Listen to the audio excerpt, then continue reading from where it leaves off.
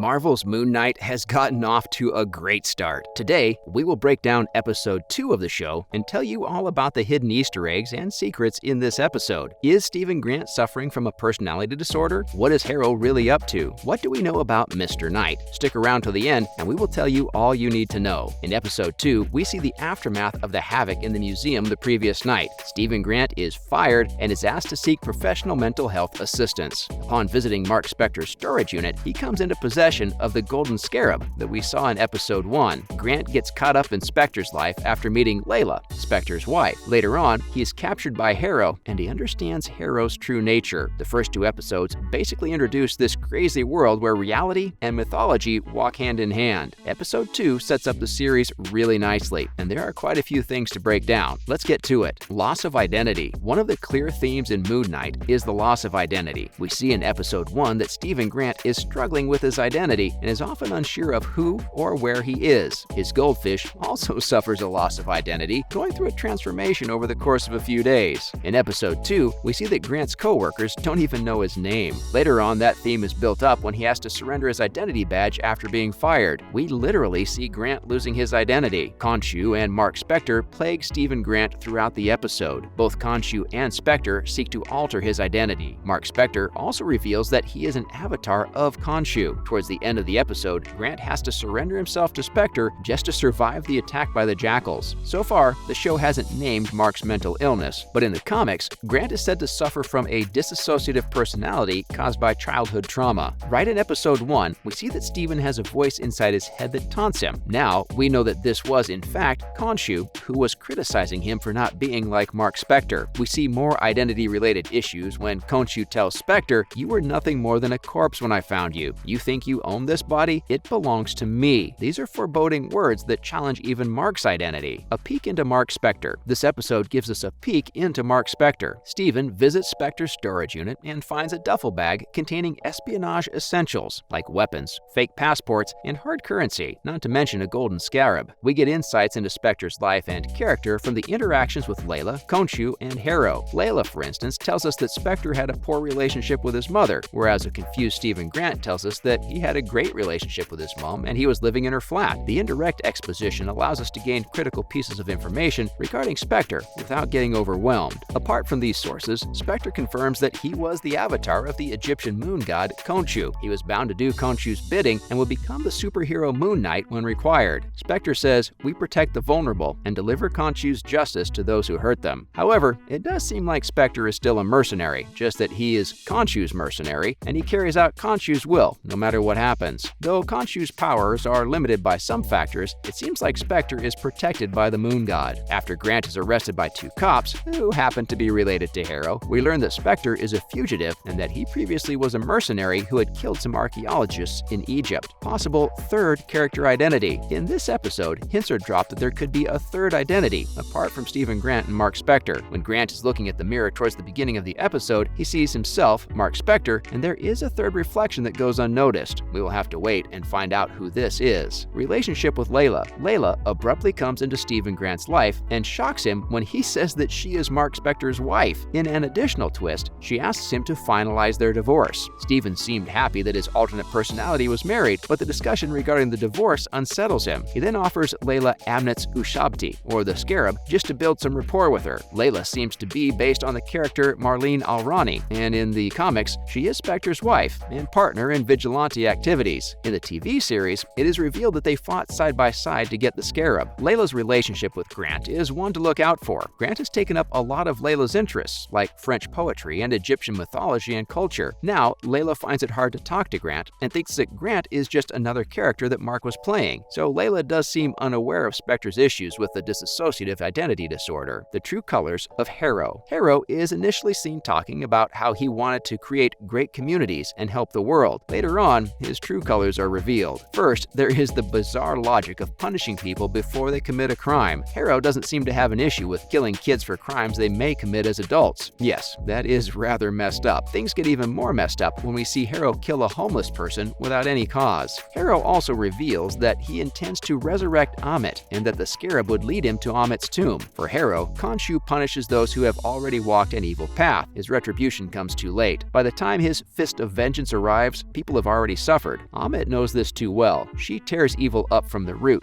casting her judgment before any evil is done. That's why we must resurrect her. Harrow then drops what has to be the ultimate reveal of the episode, that he was Khonshu's previous avatar. Though we don't know why they parted ways, it does seem like his time with the moon god had broken him and led him on a path to finding Amit. Also, in an interesting twist, Harrow questions Spectre with the intent of unsettling him. He asks whether Spectre was chosen because his mind was easy to break, or was he broken already? Harrow does serve as a great villain, and he differs from the comic book character Harrow, who is just a typical mad scientist. Tale of the two suits. We see that there are two superhero-type characters that match the personalities of Grant and Spectre. Grant becomes the affable and dashing Mr. Knight, which is a step up from his often disheveled and confused persona. Mr. Knight has some powers, not to the extent of the Moonknight, but it is enough power for Grant to feel better about himself. Mr. Knight even has weapons. We see him play with two truncheons. However, to take on Harrow's jackals, Mr. Knight is not enough, so Marc Spectre and the Moonknight have to come out when the things get tough. Spectre has his iconic curved moon-shaped boomerangs. The comics also follow a similar structure, with Mr. Knight being a friendlier character who cooperates with law enforcement and is a Sherlock Holmes-style detective, whereas the Moonknight is a full-blown vigilante. What Easter eggs and secrets have we found? Firstly, it's not all smooth sailing between Khonshu and Spectre. Khonshu threatens to take Layla as Spectre's replacement, and that's not something Spectre is happy about. This threat also works to keep Spectre in line, so it seems like Spectre intended to divorce Layla for her safety. Grant has a close relationship with the gold-painted street artist named Crawley. In the comics, Crawley is someone who acts as Spectre's eyes on the streets. We see a bus with the advertisement, "Reunite you with your better half." That message basically sums up this episode. Grant reunites with Spectre, and Spectre reunites with Layla. We have seen a few QR codes featured prominently in episode 1 and 2. If you scan the QR code that appears during the storage unit scene, you'll get free access to issue number 33 of the comic book Werewolf by Night. In the scene where Harrow takes Grant around his mansion, traces of the Bob Dylan song "Every Grain of Sand" can be heard playing in the background. We heard this even in the first episode, so this song is one of Dylan's spiritual pieces and talks about being devoted to a higher power. Grant, Spectre, and Harrow have deep connections with Khonshu. Further, Harrow is devoted to Amit. It looks like we'll be visiting Egypt in the following episodes. A show about Egyptian mythology would be incomplete without visiting the pyramids. And that's pretty much everything you need to know about episode 2. What are your predictions for episode 3? Who is this mysterious third personality? Let us know your thoughts in the comments.